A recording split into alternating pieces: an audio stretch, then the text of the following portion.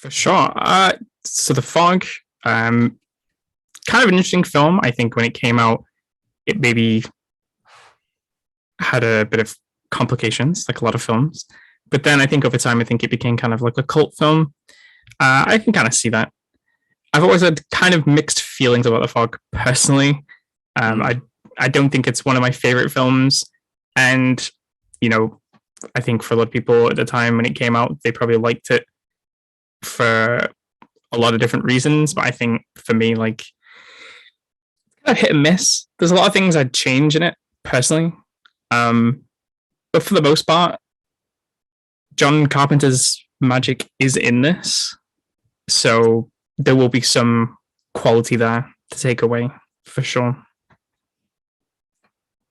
Yeah, it did have a troubled production, and one thing about this movie is that they went back and shot some more gore for it. That is one thing they did, because it was apparently made as more, or maybe not gore. This movie doesn't have like gore in it, but more violent scenes to make it more of a horror movie, because it was meant originally as more of just a classic ghost story, and not as violent as this movie is. So I know John Carpenter is very picky, I think, about his movies. Yeah, I think that's pretty fair. Yeah, I know. When one of his movies flops, he often takes it very seriously. And personally a flop. And this movie is, the production history is actually very interesting, because it's connected to Halloween 2. Because I don't know the exact details behind the contract, but in order to make this movie, he had to write the script for Halloween 2. That's the only way he could have got this movie done. Yeah, I think that can happen sometimes, especially when Hollywood can sometimes look at directors and think, you're really good at doing this one thing and it makes money, so we want you to keep doing this one thing. And a lot of other directors want to do other stuff. And sometimes for some people, it forces people to do like massive genre shifts just to get away from that type of stuff. James Wan, I think, is a really good example in modern day. I think he set a really good standard for modern horror, and then it was just like, can you do more? Can you do more? And he was like, you know what? I kind of want to go do some other stuff. And he did those things successfully.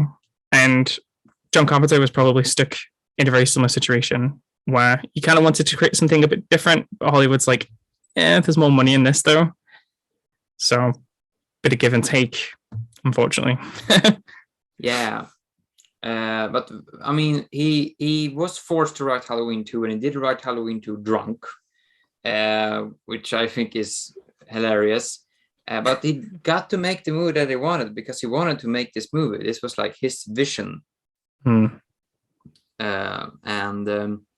So this movie was made by Avico Embassy, which I find Avico that owned it, I find a very interesting corporation. They're no longer, they got bought up, but they owned more or less everything from refrigerator makers to combine tractor makers to film studios. They were originally an aviation corporation, and their CEO decided to buy up as much as possible in different venues that had nothing to do with each other.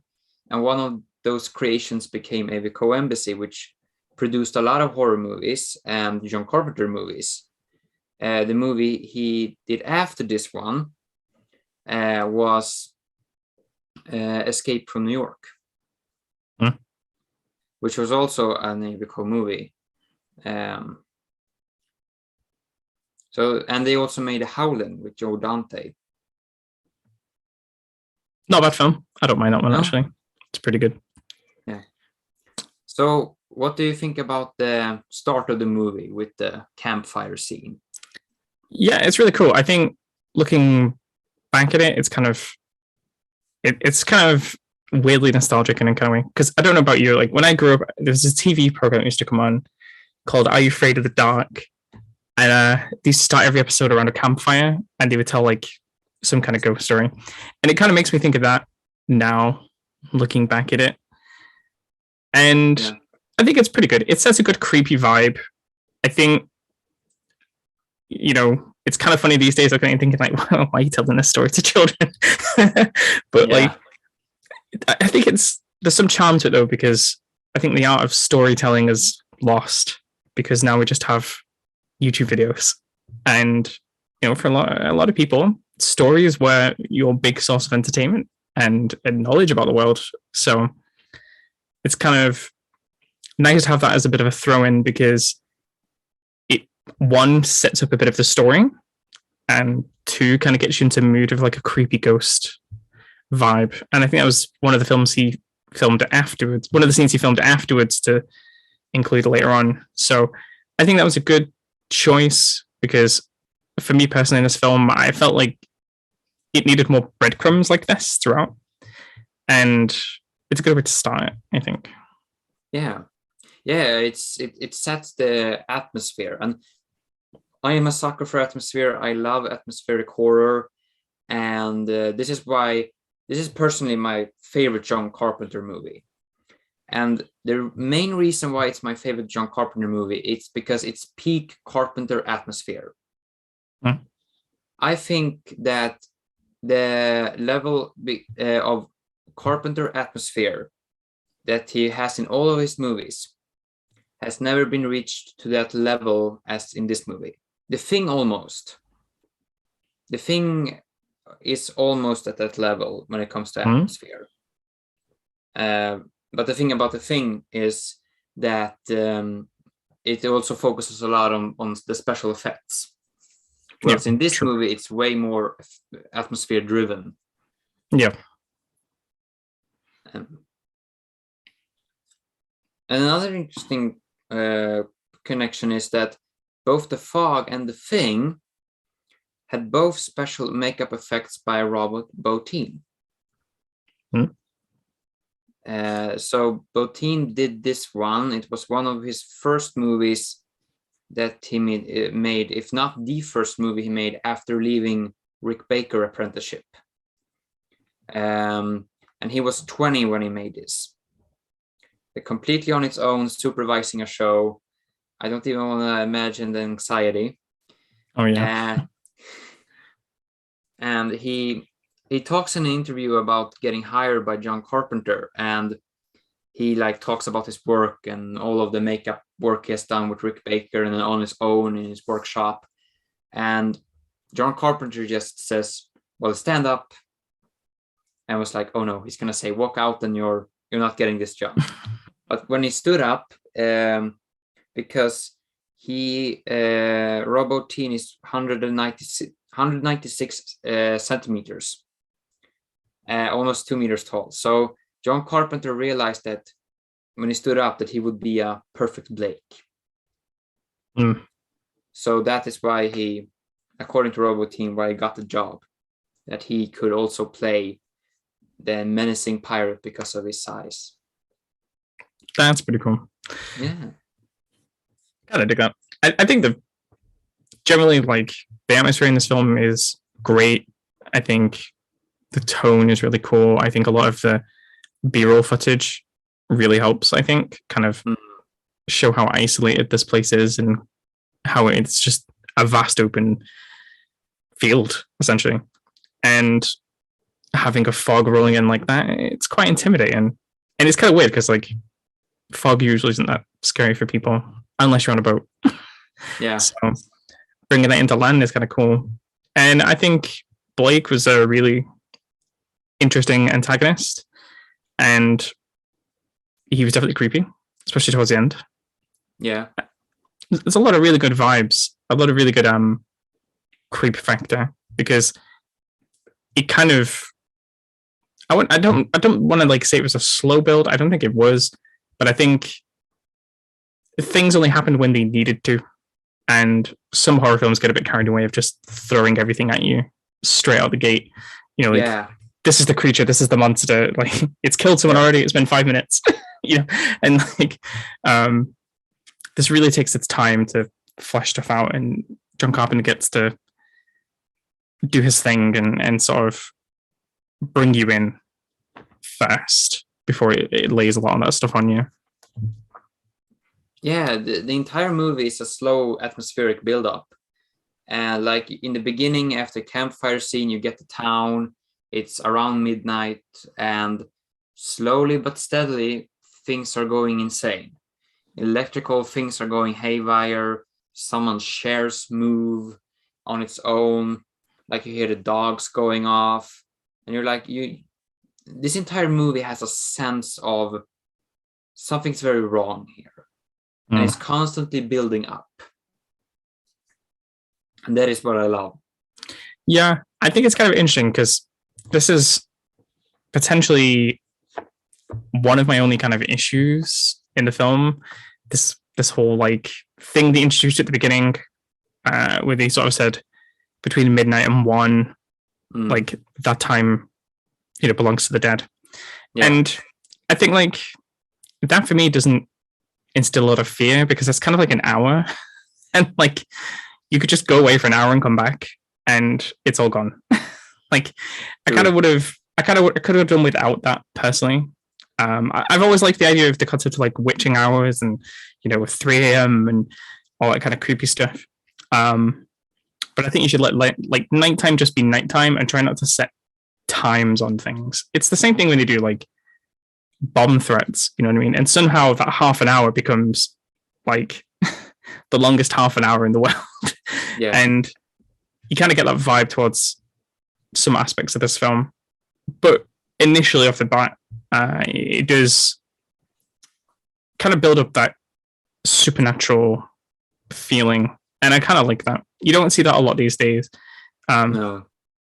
A lot of ghost-ish films, you'll get like your creepy music or knocking or that type of thing. You don't get like things are rattling and like, it's kind of old-timey ghost stuff. I like that.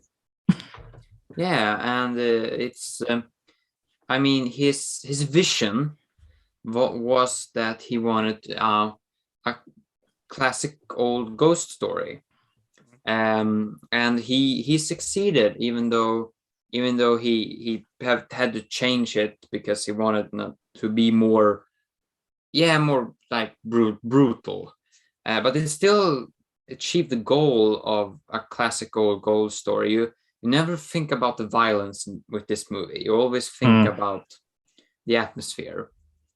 And also one thing I have to point out is I love the scene where it's like this guy sweeping the floor of the grocery store, and he just grabs a can of orange juice and drinks it. Yeah, it makes you wonder how many people actually do that. Yeah, it was like little detail that is like, that might actually happen from time to time. 100%. Yeah, the whole build up at the beginning was really good fun. And I think I liked that there was lots of variations of stuff. I think it was just, if it was the same thing happening everywhere, that would be kind of dull. It kind of made me think of kind of like Ghostbusters. And that sounds crazy, but Ghostbusters did the same kind of thing where it was like the whole thing, there's something wrong in the neighborhood. Like, you had loads of things happening all over. Yeah. So that kind of thing's kind of cool, because then you feel like it could happen anywhere and it's not just confined to like one house like other ghost stories. Yeah, it's like you aren't safe anywhere. Like it can happen like, all right, it's happening in this house, now I have to go over to that house, but no, that house isn't safe either. And you can't leave the town either, because leaving the town would also be unsafe. So you just have to weather the storm. And there are plenty of those types of horror movies and horror TV shows where like the entire town is dangerous. That's the danger. And that feels like much more terrifying, as you said.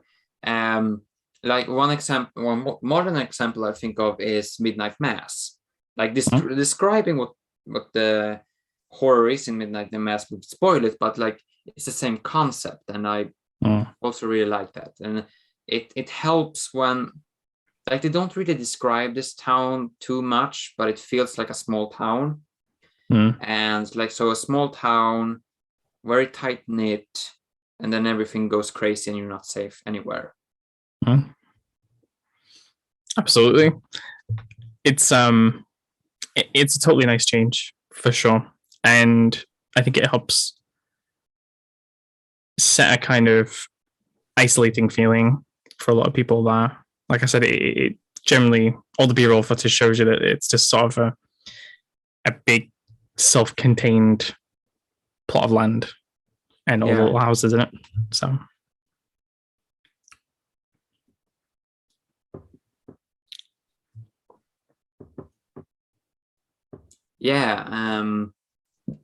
and we get introduced to the priest character, and which is, I would call, a variant. Like, he's basically Crazy Ralph from Friday the 13th if he was intelligent. Yeah, I could see that. Yeah, I think it's called Father Malone. Father Malone, yeah. Yeah, he was kind of an interesting character. I kind of liked him at the end the more so, because I think it just kind of had a bit more going on. He finds some book, which we only find out, I think, at the end of the film, belongs to his grandfather, if I'm not mistaken. I can't remember. I don't think it really explains. It's like it's pretty early on we understand that it's like his grandfather's book, because they have this table reading, I think you can say, where he speaks to Janet Leigh and Janet Leigh's character and her assistant about that. He discovers that the entire town and his grandfather are murderers. Like, the founders of the town are murderers, including his grandfather. Yeah, it's kind of crazy. I think it had something to do with people getting leprosy, and they were going to start a colony further north, and basically thought, well, we could let them do that, but also they're really rich, so we could just kill them. Yeah, and exploit them and kill them. Yeah. And one of the things that really blew my mind about that, actually, is I can't believe they took all that gold and just made it into a cross. Like, that's just so dull. Like, all that money, and you could have just... Like, I think... Go on. Like, what did they kill them for? Like, so they killed them for all of this money, and they never used it and stashed it in the wall. Yeah. So there's two kind of vibe. There's kind of aspects of this film that bother me. Okay. And they've always bothered me for years. I'll explain what they are, separate from the fact that I will just say first that the film is obviously great. Like, I'm not trashing the film. Yeah. It's just, I would have liked two things particularly to be massively changed. One, I think we just needed more breadcrumbs about the plot itself, because a lot of things get wrapped up in the last 15 minutes. And I kind of feel like it's just a little bit too late. And I don't understand why they wanted this goal to rebuild the town, but then they didn't rebuild the town. They just turned the gold into a cross. But then how did the town get rebuilt? Like, this is true. Where did that funding come from? Like, that like, really bugs me. Like, did they use the gold, like part of the gold? Because are they specific with like how much gold you're talking about? I thought Father Malone said that his grandfather confessed that all the gold was in the church, that the church took all of the gold, if I'm not mistaken. Yeah. And again, that kind of raises some confusion for me, because I'm thinking, well, earlier in the film, which is based on an earlier chapter of the book, they said, well, we used the gold to sort of build the town further. But then we're sort of changing this in the last 15 minutes. This can happen. when you do loads of reshoots and you change various aspects of the story, sometimes things can miss out on continuity. Yeah, but I think for me, as a total thing with the Fog is the atmosphere is there, the creep factor's there, the antagonists and the Fog itself as like an antagonist is all there, solid and great. But you also need plot, and you also need some depth. Or it's otherwise all you have is a creepy looking film, and that's it. And that's kind of what I feel like with the Fog. And I feel like, for me, this is the second part of my main issue with the Fog as a film. So there we go. Wait. It's okay. There we go. The cat wanted to jump out the window. So there we go. Continue. That's not a good idea. No. So the second main issue for me is that, like, I feel like some of the cast in this film just didn't need to be here, and we could have just done without them. I don't think, like, Jamie Lee Curtis and Tom Atkins really provides anything to this film, narrative-wise. They're just there for the sake of the fact that we know them from Halloween. I find their entire relationship creepy as hell, because that is true. Tom Atkins at that time was 45 years old, and Jamie Lee Curtis was 22. And the idea of them two in a bed together just knocks me sick. And not only that, he doesn't even know her name. Literally. And also just the idea that you could just pick up a hitchhiker on the side of the road and instantly she's just obsessed with you. It's such a Hollywood thing. And yes. But outside of that, like, I don't feel like they do anything. And also, my actual biggest issue character-wise in this film is Nancy Loomis. I don't know why she's in this film. I didn't even like her in Halloween. I thought she was pretty dull, pretty flat. All she does is deliver the lines and that's it. And it's always the same tone, the same inflections. She always sounds and talks the same. And in this film, she sounded exactly like she did in Halloween. Yeah. It's just no difference. Like, why are you here? And I mean, I'm sure she's a lovely woman, but there's no surprise why she's barely been in any films since Halloween. It's nothing there. There is minimal acting effort. But what I will say, though, Jamie Lee Curtis, at least in this film, feels like more alive. She feels like she has more experience, a bit more confidence. She feels a bit more comfortable working with John Carpenter. Halloween, she was a little bit timid. Part of the character, sure, but I think partly her as an actress. And in this, she really tries to, like, push it. But then the fact that she has to share every single scene with Tom Atkins, it's just, dude. Yeah, it's just not right. And I found that what's her name? Is it Adrienne, who plays Stevie? Adrienne Barbeau.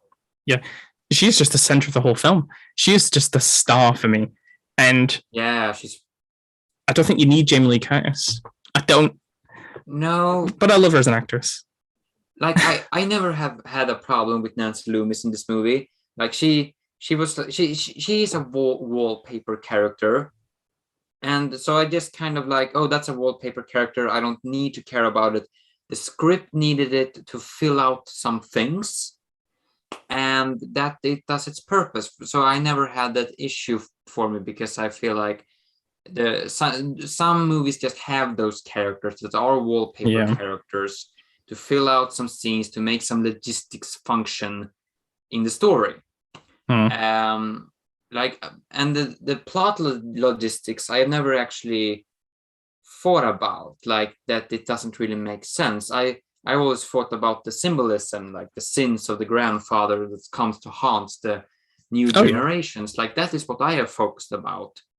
But I've never actually sat down and thought through the logistics, and they don't really make sense. But yeah, I mean, like I said, everything John Carpenter does is there. Like, his flavor is there. Yeah. But for me, I also look at the film and the mechanics. Like, does the story work? Does this narrative work? Like, do these characters make sense? I think if you put Jamie Lee Curtis in Nancy Loomis' shoes, you have someone that is much more engaging and closer to the local community. And I think that's like a better way to connect the lighthouse and the community together. Because what it feels like is you have the lighthouse, the community, and then Jamie Lee Curtis and Tom Atkins. It's like three separate entities that never really mesh until the end. But I think if you put Jamie Lee Curtis in Nancy's shoes, much more interesting. For me, anyway. That's my personal hot take. Yeah, I mean, I've always had a problem with Tom Atkins and Jamie Lee Curtis characters. That's always been like a problematic thing with this movie because, yeah, it is creepy, but the character development isn't really there either. I mean, they serve a purpose in the part that like they discover the boat that disappeared. So they serve a purpose. They're not purposeless.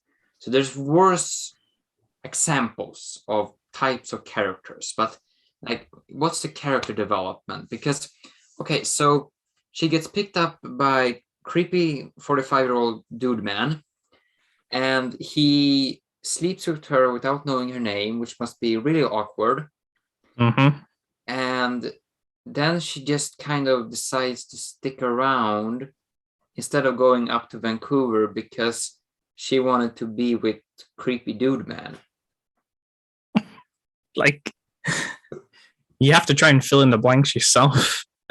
Because why would you stick around? Like, there's nothing in that town even remotely interesting. And no. Tom Atkins isn't interesting. You know, maybe she just enjoys riding around on a boat. Maybe that's it. Like, I would have bought it if he was a very colorful character, but he's Tom Atkins. And like, I don't want to badmouth Tom Atkins because I really like him, and I am aware that some people would want to burn me alive if I did too much. But it's just that a lot of his characters are kind of the same thing. They're just kind of there, and they want to sleep with women, and that's the storyline. Yeah, I think the main thing for me is just that, like, obviously I don't want to like reiterate the same point, but basically, like, if a character doesn't have a purpose, like, why are they there? Like, why are you giving them screen time? Why are you giving them the dialogue? But you could still have both those actors just in different roles, and it would be substantially more solid, like a backbone. You could put Tom Atkins in the role of like the weatherman guy, who was equally kind of creepy, and you just get killed off. But like, they both provide like the same amount of input into the plot of this film, pretty much. Which is, there's a fog somewhere. They both have the exact same input of the narrative, which is, there's a creepy fog out there. And I am creepy myself. Yes. So you could just swap them around. And I think if you just put Jamie Lee Curtis in Nancy's shoes and just get rid of Nancy altogether, I think that'll just be more interesting. Because then you can give someone, I think if Jamie Lee Curtis had Nancy's role, you'd have someone who the audience recognizes and likes, and also is someone who's kind of relatable and very like enthusiastic. So like, she could make us care more about the town. Like, no one cares about this town. Like, there's very little the film does to give us a reason to care about this town. All it does is basically say this town deserves to be punished, and you're like, all right, okay, let's watch that unfold then. You know, there's no conflict of emotion there. Do you know what I mean? It's not like, the town's being punished because it's cursed. Curses are creepy, but one of the things about curses that makes them compelling to watch horror-wise is that innocent people get caught up in it, right? So think about like The Grudge. The Grudge is a creepy curse, but no one who goes into that house deserves to die. They just go into the house, you know, but they get sucked into the grudge, you know, into the curse. And I feel like the town should be the same. Like, no one in the town should deserve to die. They just get caught up in it. But we have no one to make us care about the town at all. So it makes it a very weird dilemma. But then again, maybe some of the stuff was in the original footage that got taken out. It's hard to say. I like the idea, as I said before, about sin, and so I like that. But yeah, the statistic is weird. But one thing I think about that I just realized with Carpenter scripts is that a lot of them have creepy 40-year-olds that all they want to do is find a girl. And like, what's up with that? Because I can think of a lot of, maybe not a lot of, but at least a few Carpenter movies, especially from this era, with that thing.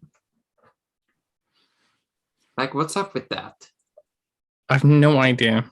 And it's kind of weird because sometimes there's like a weird blurred line of like Hollywood, because they kind of treat actors not the same age as what they're meant to be in the film, and that I've always felt a bit weird. So then when there are kid characters like actually played by children,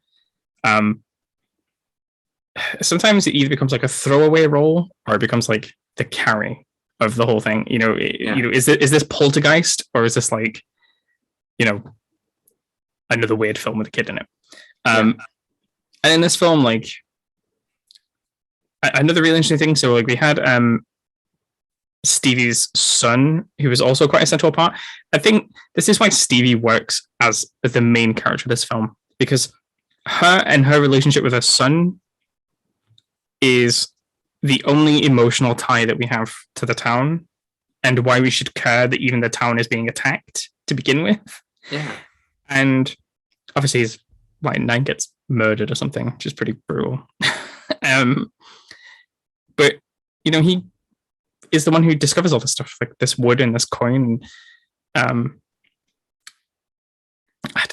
feel like this is why more breadcrumbs need to be there, because yes, he found that stuff, but like, what's the importance of him finding that stuff as opposed to another character? Like,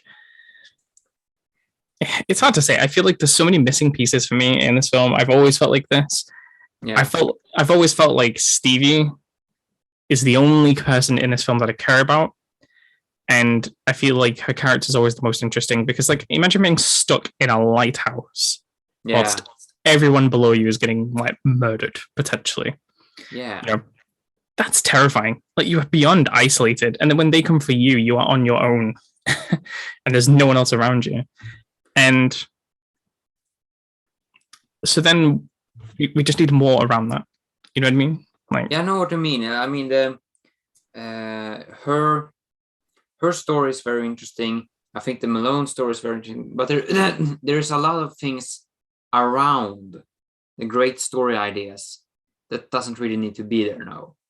And it's, in a way, it gets overshadowed, but in a way it doesn't.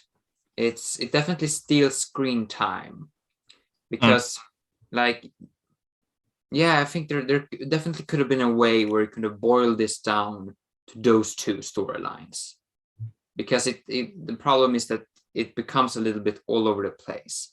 You have characters that serve a purpose but don't have character development, and at that point you can smush it together more. And I wonder if this isn't a case of maybe he didn't want to kill his darlings.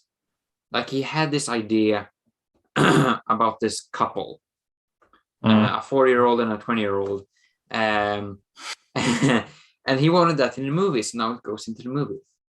Like, you can't. It's like the mindset of you can't remove your ideas once you got them. Yeah. And that can become detrimental to the good ideas. I mean, to be fair, that could be tied to quite a common flaw in Hollywood, especially in early films, which is that like, everything had to have some type of love interest or some type of like love conflict. Do you know what I mean? Yeah. And obviously not all films do. And even John Carpenter made films afterwards, even like The Thing, where there was no love interest at all.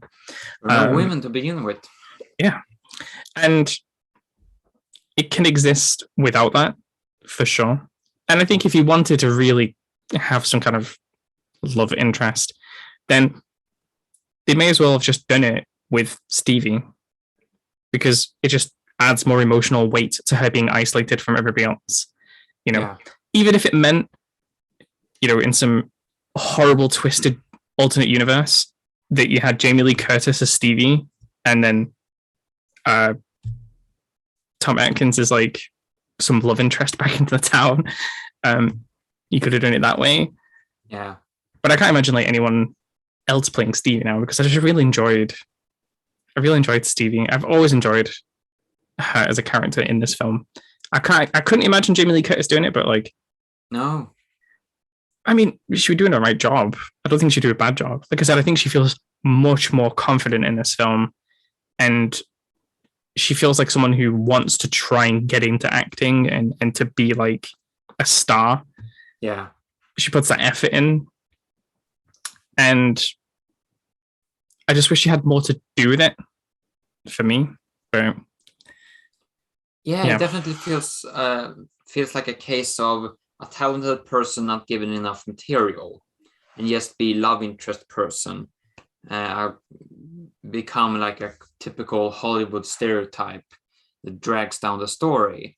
And it is true. She isn't given a lot to do. Like I said before, she serves a purpose. There's multiple times where she discovers things, or the moment where Mrs. Kravitz gets murdered and they have to save Andy. Like, she's the one that drives the pickup truck away. Like, her character serves a purpose, but then again, that role could have been given to someone else. Like, you need character development to back up why there is a purpose to begin with. 100%. And I think even just the situation where they went and picked up the kid, like, anybody could have done that in the town. Yeah. But also, like, if it is her that's doing it, if she was in a different role where she even like knew these people or cared about trying to save them, like I know Tom did, but it did feel like Jamie Lee Curtis was just chilling, just going for the whole ride for the sake of it. Like, yeah, like, oh yeah, we'll just see where this ends up. And it's a big waste of her character, to be honest. But yeah, that's like my two main gripes. And obviously I don't want to like go on about them for ages, but like that's my 2 cents about my issues with the film and areas where I think the film is stronger and I wish that they would have lent more into. Just give more to and give more to the lighthouse stuff with Stevie. That's what I see. Yeah, I like the lighthouse stuff with Stevie. Like, that has everything. It has great acting. It has great atmosphere, great tension. Like, I love the scene where she's cornered, basically, on the rooftop. Like, you really feel the terror of what would it actually be like to be cornered that way, to know that you can't get out. So it would have been like, it's already in the movie. I think that Stevie's storyline is developed enough. I feel, but it's definitely, it could have been developed more if more focus was given to it. For sure, and I think they had a lot of interesting things they could do with the fog, especially because it seems to mask like where these ghosts can travel and how far they can travel, and it gives you that sense of feeling that they could be anywhere, anytime. That's a super creepy feeling. Yeah. I think the kind of number of them is a little bit inconsistent, but I'm willing to just get over that because you get scenes like on the top of the lighthouse that are just super creepy, and I like how they don't make any sound. No. Except from like smashing windows. But they don't talk. You don't really hear them walk. It's good. It gives them that kind of ghostly feel, and the character design as well, the makeup, the costume, practical effects, all really solid. I enjoy a lot how they look and how they move and how they walk. Yeah. It reminds you a lot of, I don't know if this is intentional, but it wasn't there like a film of Scooby-Doo where they go to like some ghost island and it's like very similar kind of. There's an animated movie from 2010 where they discover like a zombie ghost island. Yeah, kind of similar concept actually. And that also has a curse with it. So yeah, there's definitely a connection story-wise. It's probably like intentional on behalf of Scooby-Doo, but it is a really cool concept, and the design are pretty good. I think it's kind of interesting that I was kind of thinking about this when I was writing some notes about just how similar this film is to The Mist. And I know John Carpenter said that like he always felt like the fog was something that he could expand so that different things could come out of the fog, like The Mist. Yeah. It's actually very, very similar in a lot of ways. Yeah. Including of how like they go to a church and stuff like that. Because religion's a really big aspect in The Mist. Yeah. And it's a big aspect in this. And also it's like a town where they're trapped in the fog and they go outside and things get them. The only difference is that in the fog they come inside, whereas like The Mist you have to go outside. It's kind of the only main difference. Yeah, and the Mist short story was written in 1985, and this came out in 1980. So yeah, there's definitely there's a possibility. The book also came out in 1980. Did it? It was not Stephen King's. The only thing that came out before this, I think, was a different book called The Fog, which was written in 1975, but has nothing to do with the film. Maybe like that's where he got the title idea. Yeah, the ideas floated about, but I think it's just kind of interesting. They're very similar and it kind of came out at the same time. I think it's one of those like superhero moments where Marvel and DC like release the same character but like different names. Yeah. And then later, John Carpenter would do Christine based on Stephen King. Oh my God, that is true. There is like a large Stephen King, John Carpenter connection floating out there. The plot thickens. Yeah, like and both have creepy sexual moments. It's just that King is way worse because there's way more drugs involved. Yeah, more graphic. Yeah. But yeah, and I really like Hal Holbrook as Father Malone. I think that he really sells as this kind of what is viewed by the town as a weirdo, but you can tell that he has an intellect. Like he's not crazy Ralph, that is like completely out there. Like he actually sits down and think in a different way. And it's definitely like Stevie. I felt you had enough character development to serve the story properly and to make me, the viewer, feel like, oh, I know this character, I care about this character. But with Father Malone, like we could have gotten less Tom Atkins and more of Father Malone's character development, because I felt like he was a very important character. It was directly connected to the plot in a more connected way than Stevie's storyline. Like I don't think they ever mentioned that she has any connection, like her great grandfather was one of them or something like that. I don't think that they mentioned that. But like Father Malone could have had more character development, I feel. I think that's very, very true. And I think this is again where some of the story stuff gets missed. And I think kind of highlight some of the things that bug me about this film, which is that like, because there's no breadcrumbs throughout the film, we're waiting until like the very last minute to clear up a lot of stuff. And there was even a discussion at the end where they said, oh, the ghosts are coming for the 6 sort of, I guess, ancestors of these people. We don't know who these 6 people are. We don't know why it's 6 people or what these people have done. And then you find out within literally a minute that actually, no, it's not the 6 people they're after. It's just Father Malone because his grandfather took all the gold by themselves and it's in a church. It's like that 15 minutes were squashing everything together.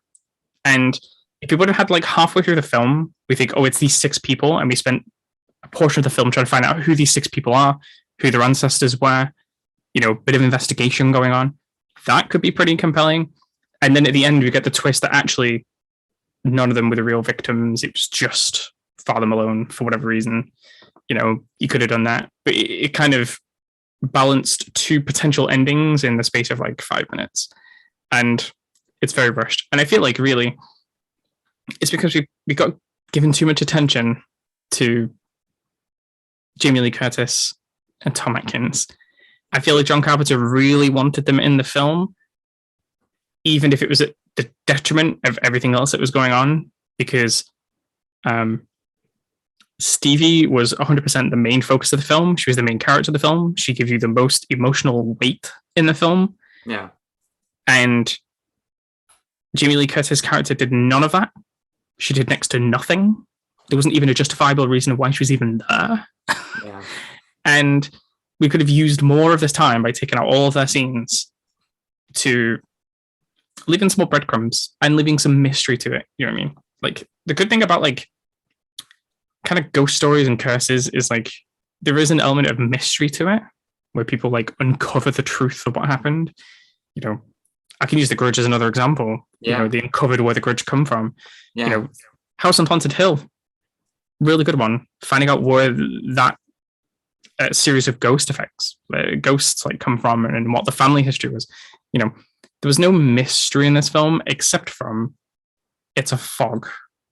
I mean, there's another bit as well that I don't want to go on like on a massive tangent, but this is what's going to happen. I go on tangents. There's no problem. More time, the better. Stevie has this thing where like she's suspicious of the fog because it changes weather. Yeah. It changes direction of the weather. However, she's no information in the story of the film given to her as why the fog is a threat. So she goes this like 0 to 100 where it's like, oh, the fog's a bit creepy, to you all need to get out of town right now. The fog's going to kill you all. And there's nothing that escalates that with her.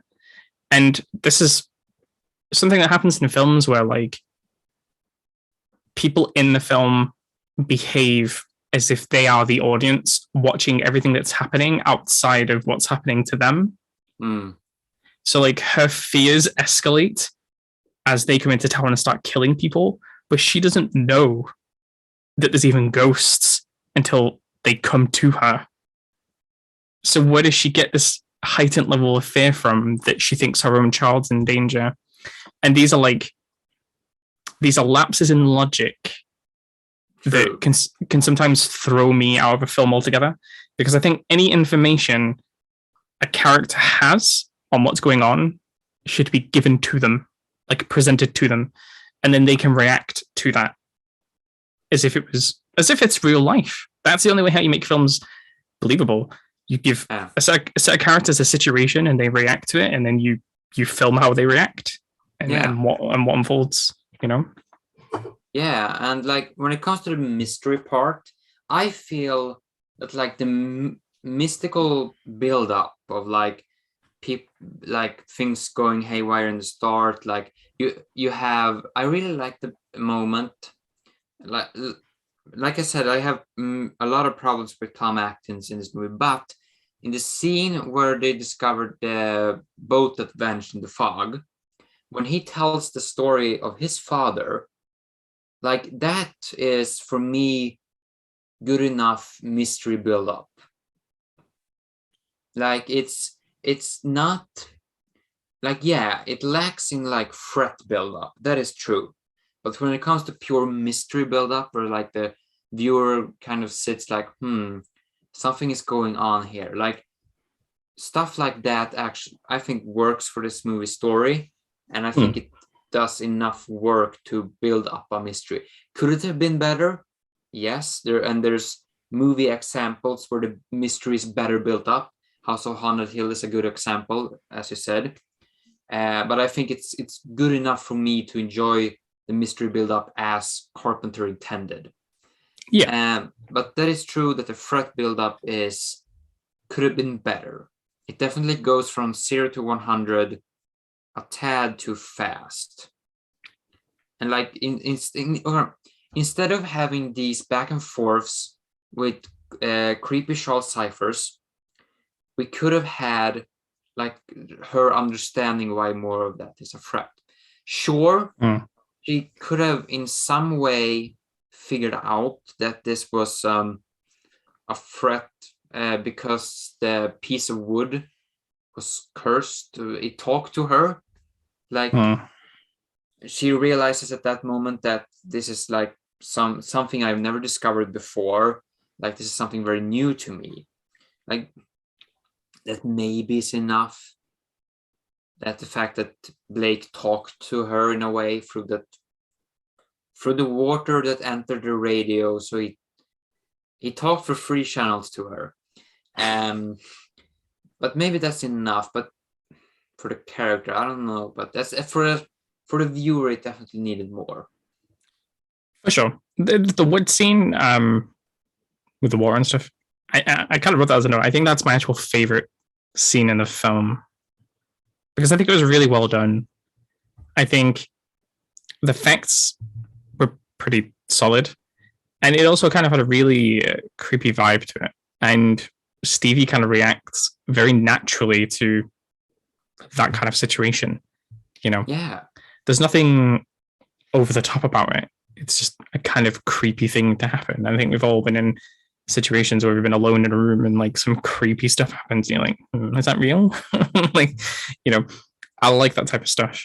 And any acceleration from that, I think, should be built up. And again, for me, that information needs to be given to the character so then they can see what the threat actually is. But yeah, I think for the most part, you're right. I think I would have liked to have just seen a bit more breadcrumbs dripped in terms of who potentially were victims and why. Introducing this whole idea that there was 6 people is kind of an interesting concept, but then they dropped it in the story instantly. So then when you think about, okay, there's 6 people, even if it's just for 20 seconds, right? It's in the plot, there's 6 people. Then why did that old woman die? Like, what relation is she to anything? Yeah. Why did some other random people die? Like, it begs bigger questions that it will never answer, because it actually just decided it didn't want to answer those questions anyway and just scrapped it, And then it just thinks, well, why aren't these things just killing people mercilessly all over town? If it's the entire town that's the problem, then we should see more scenes of them just breaking into houses and stuff like that. I mean, and just killing everybody. Or maybe that's too violent for John Carpenter. I don't know. Or maybe that was a budget question, because I've heard people talk in the past that Carpenter had bigger ideas than his budget allowed. And so that could definitely be a case of that. Yeah. That it's like he maybe wanted something like that, but he didn't have the budget to show it, and therefore he didn't develop the story in that direction because he wanted the budget to show it, even though you could technically tell that you didn't need to show that. You could have gone around the budget, make it seem bigger than it actually is. That is a possibility, but it didn't. And it's maybe it is kind of a case of Halloween 2, because in Halloween 2 he went back and he made the movie gorier against the director of that movie's wishes to make it more atmospheric, to like fit the trend that existed at the time of Friday the 13th gore. So maybe that's a similar case here. Like he watched the movie, was like, oh, I need to change that. I need to change that to better fit this streamlined idea, perhaps, or make it more commercially viable in a way. And therefore it sacrificed some story. Because I have no idea what he reshot and what didn't. So I don't know how big of an impact that change actually was. Like a tone shift can hurt the story a lot. Like maybe that's Maybe he added more Tom Atkins and Jamie Lee Curtis. Potentially. To like make, and therefore I wonder if there's any like any old footage lying around. I don't know. That'd be kind of interesting to see. Because I think with 100%, I can tell that like this film is 100% more violent than like Halloween. 100%. And he still does this without showing any blood, which is still quite impressive. It is. I think, for me, I think a lot of these changes could have happened quite easily without even any changes to the budget if you just did it within the script and, you know, with the characters. But we can only talk in hindsight. You know, we don't know what was going on, and we can only talk about the most ideal potential things we could have done differently. I just think that if the real crux of it for him was that he wanted Jamie Lee Curtis and Tom Atkins to be significant characters in the film, then he probably should just recast them somewhere else. Do it smarter, not harder. You know what I mean? Don't just inject more characters, just place those characters somewhere more clever, you know? Because I think unless Jamie Lee Curtis replaces Adrian, she needs to just be reassigned to something different because she didn't do enough for me. Anyway, it could have been that he added more of her in the reshoots because she knew like, oh, she sells, or like it's from Halloween, therefore it must sell because Halloween sold us like crazy when it came out. Mm-hmm. So that could have been the mindset, and then it's money over story, which he complains that Hollywood is all about.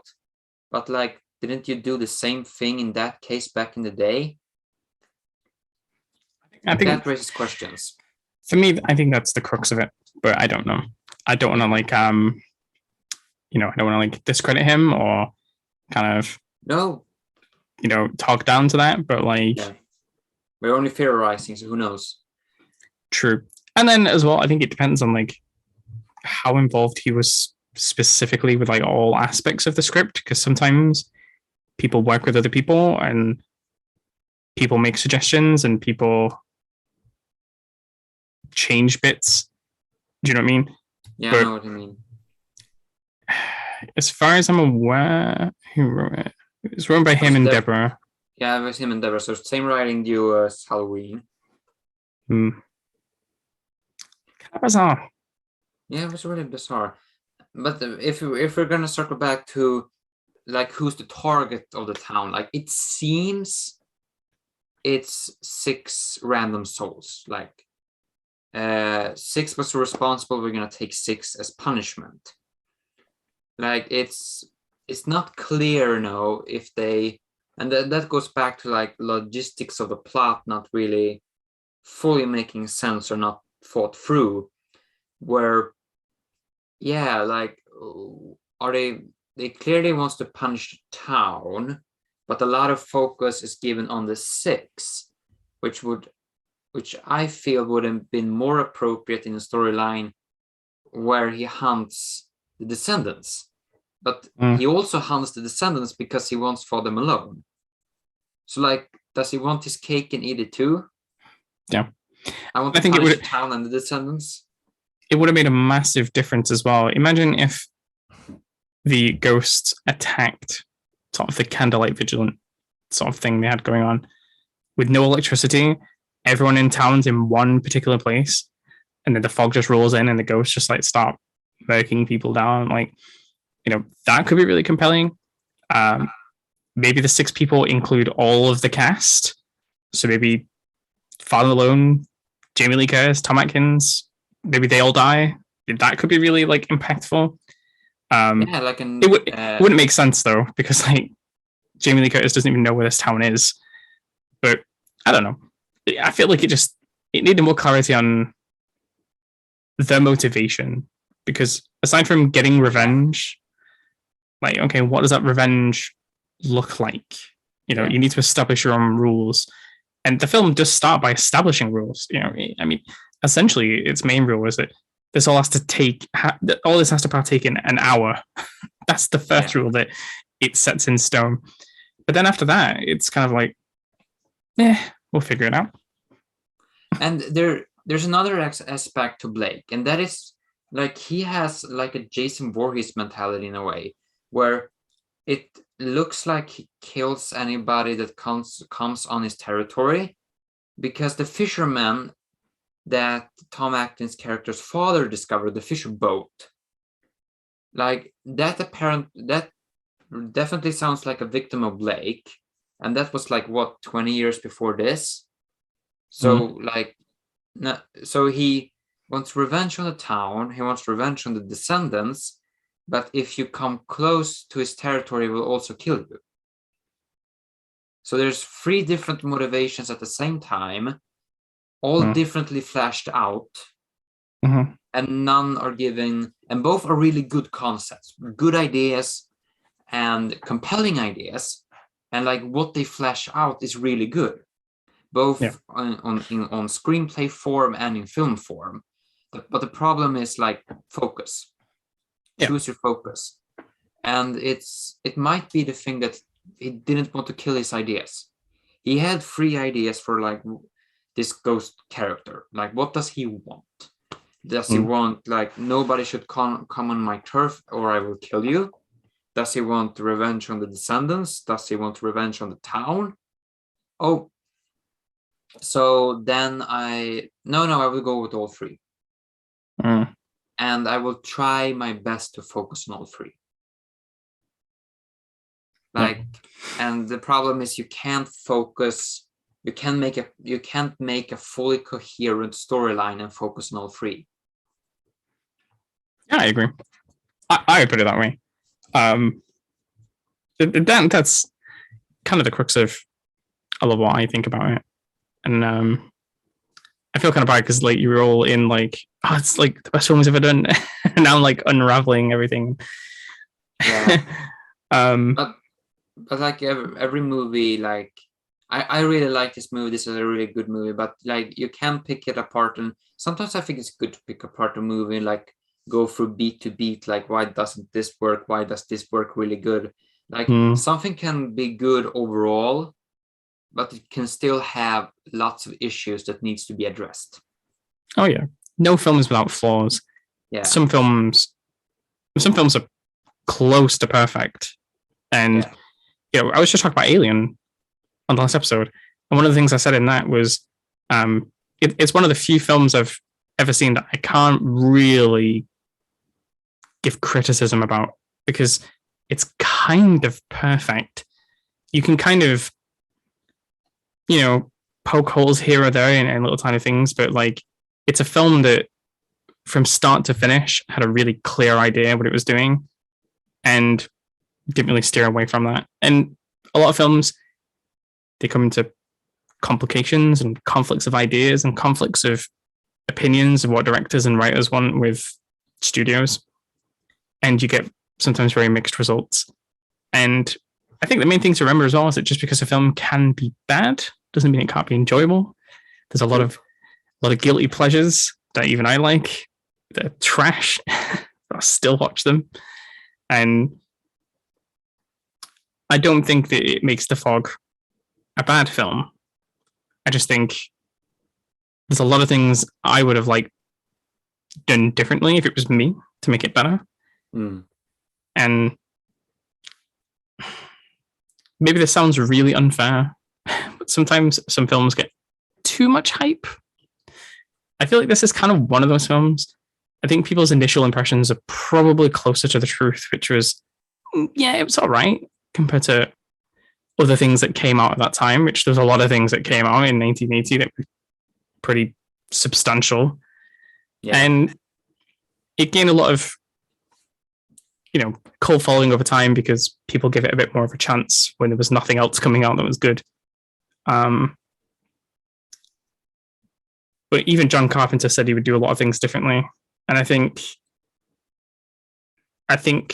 for me, I like that honesty because I agree with him. I think there's a lot of things he could have done differently and do better. Yeah, and I think the problem, I think, boils down to like he wanted to focus on too many things to make it fully coherent. Because it's like, why does a studio interference movie fail? Because you have 30 people with 60 ideas and all want to have focus on. That is why it's a jumbled mess of a movie. And this is not a jumbled mess of a movie. It's just that it shifts ideas because it wants to focus on all of them. And it's, yeah.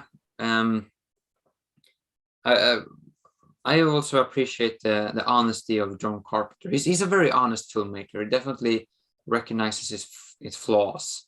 And I really appreciate that. Some filmmakers think that everything that touches gold. And I think you become more rational as a filmmaker if you realize your mistakes, because you can grow more as a filmmaker. I completely agree. Absolutely. Even though I prefer this movie over The Thing, in a lot of ways, it's still The Thing trumps it in a few areas. And one thing is, it seems in a way that in The Thing he learned from this mistake, because The Thing feels more focused. Like it feels like with The Thing that he sat down like, all right, the fog had these issues. What were these issues? Focus was there, and there. Let's make focus there. So smaller cast, smaller locations, better focus. Everything's done on script and plot. You know, and even if you took out all the incredible special effects in that film, the story itself still holds up really well. And even today, people are still making YouTube videos trying to dissect like every little detail that could potentially be in the film. You know, massive impact on culture. And they've tried to remake it, not remake, it was a prequel, but but it felt like a remake. Like they tried in 2011, which it kind of worked, and now Blumhouse is wanting to do The Thing also, because Blumhouse wants to do everything. They do. I mean, the remake prequel, I thought it was fine. It was just the addition of the special effects dates it a lot. And it's kind of annoying because a lot of the special effects were done practically, and then they just put a layer of CGI on top for the sake of it. Yeah. And one thing I've said so many times whenever I review films, CGI massively dates films. And you look at any film that has any kind of special effects, you think, oh yeah, that special effects like 20 years old, and it gets more and more accelerated. Now we can look at a film that came out 5 years ago, and the level of special effects is substantially better than it was even 5 years ago. And it'll just keep pushing and pushing and pushing. And we'll get to a point where special effects will be so realistic, because we're kind of almost there anyway, where it'll be indistinguishable from real life. And in that stage, I'll probably never have to complain ever again. But for the time being, I will. Human beings are kind of extraordinary, that we have an ability to complain that supersedes any other species on the planet. But I mean, look at Luke in Book of Boba Fett. Like that's almost like, you can see some uncanny valley, but it's almost a human being, and that's creepy. Yeah, it's almost that. And like wait 10 years and it is a human being, you think. Yeah, it will get there. And that adds bigger questions for films in general. There's a lot of controversy with Carrie Fisher, where her family didn't want to use her likeness. You could get to a stage where some actors may never die, and that's a terrifying thing, because that means that means a studio owns you, like your physical appearance and everything about you, your speech, your mannerisms. Like, that's terrifying. Yeah. But I saw somewhere where a there was like after Stan Lee died, like who owns his appearance? Like, yeah, that's. Mm-hmm. I didn't mean to cut you off. Like, continue. No, it's absolutely true. And luckily, at this stage, we're not there yet. No. And hopefully, we'll never get there. I think, for the very least, though, I'm going to use a really good example of like Tom Hanks. Tom Hanks is a guy that like ages and ages because he gets older, obviously. And at every age, like there's always a really perfect role for him to play. True. We don't need Tom Hanks from 20 years ago. No.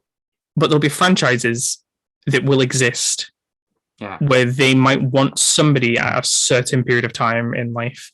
And this battle will go on and on and on until that gets resolved. Because what happens if Star Wars comes around in another 20 years and say, you know what? We want to bring back Luke Skywalker from the first film, and like, you know, we're just going to recast a new person and just put a face on him, or like make a completely CGI character and just steal Mark Hamill's face because they owned it already. Like, it's like the real life body snatchers. It is. I love that film. Like corporations. It's true. But for the time being, at least, CGI is very distinguishable of like what era it's in. And yeah, a lot of the problem with CGI is it's all about money. The more money you put into it and the more time you put into it, the better it looks. And if you don't give it time and money, it'll look trash. And then you'll get like a Final Destination scenario where like the CGI is 10 years behind the actual film. Yeah. So, but like talking about CGI, you have the Fog remake from 2005, and like the ghosts in those movies are way worse than the ghosts in these movies. Like these movies feels like actual zombies because it is not only, and it's actually not only the effects, it's the it's how they shot. You never see the full appearance from like. Even in the end where you get a full body reveal, it's still in shadow, part of it. And we are starting to go back to that now, because it's interesting, because like you had the practical effects golden era of the 80s, like here with the Fog and Boutine. Then you had the 90s and 2000s, where especially early 2000s, where everything should be CGI, like CGI. And in Hollywood, the CGI people were revered as gods, while the practical effects people were like looked down upon. Alec Gillis, who runs ADI, he talks about it in the 90s, where like they were seen as dinosaurs. But now we're going back to practical. Yes, it's practical mixed with CGI. Like if you look at Terminator Genesis and Terminator whatever 2019 movie where Terminator works at IKEA, that's a real thing. And so where like half of the Terminator is a blue skin tight spandex mocap suit without the sensors, and half of it is practical makeup effects. And like now we have a marriage that goes back more to the old days of practical effects, but improves it a lot more. So that is definitely why I would be interested to see a modern day Fog remake, only to see, because then you can really compare the effects eras, like 80s CGI, crazy 2000s, 90s, and now where we are now with this marriage. We only have to look at like a film that even by today's standard is kind of on the older side of CGI, but like Pirates of the Caribbean. Yeah. And you'll have a very interesting idea of what potentially these ghosts could look like. Because if you want skeleton, if you want something see-through, if you want like parts missing from people, we can do that all day long. and Yeah. it's easy these days, and it looks legit and realistic. You know, Yeah. I think it would be pretty interesting to see for sure. But I think these days we can make it look really good. You just need to have the story and a drive to make it. You know what I mean? And I think that comes with having a director or a writer that like Hollywood really wants to do it, because they think, oh, this person's really going to be able to do it. I think if they just made it a remake for the sake of it, people won't like it. And I think it took over 10 years, but I think Hollywood finally learned that people aren't really into remakes. And there kind of has to be a bit more substance there than just remaking it for the sake of the fact that it had a good legacy.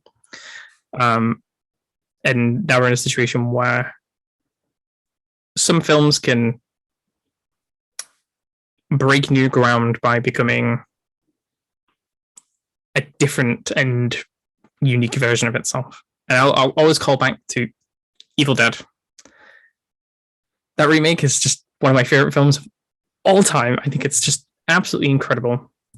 It's just a bloodbath, literally. I think it's honestly one of my favorite horror films ever.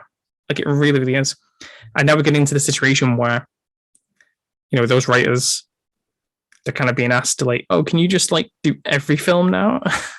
And that's part of it. That's part of a studio recognizing someone, thinking, you know what, you're kind of hitting some success.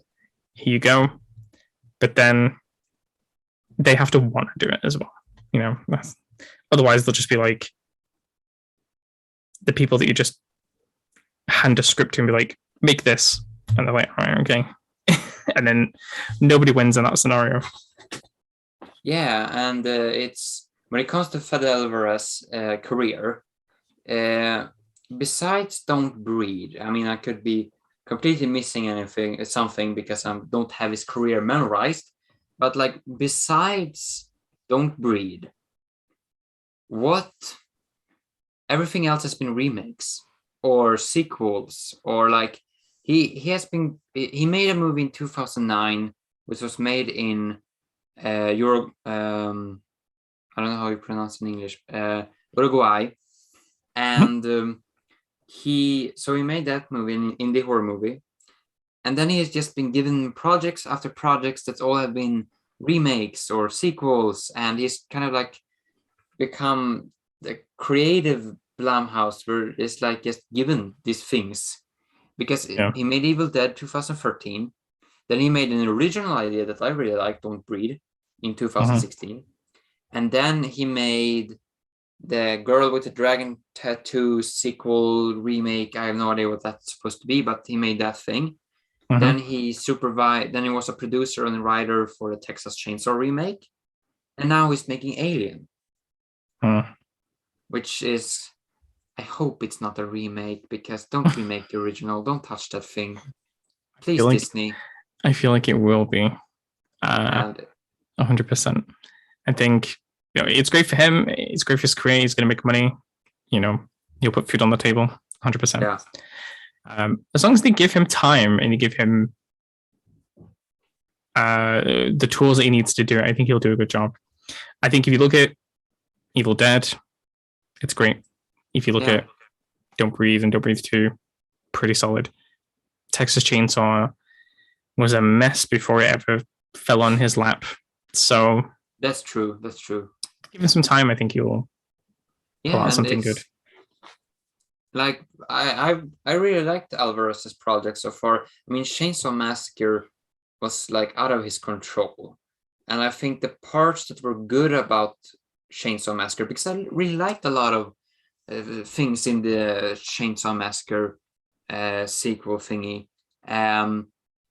I think those came from him, because the vibes I got from the director was like he was just a mercenary director that's like, you get paid and you do as we say. It's like, yes, boss, considering like how he was hired after the original director's duo got fired.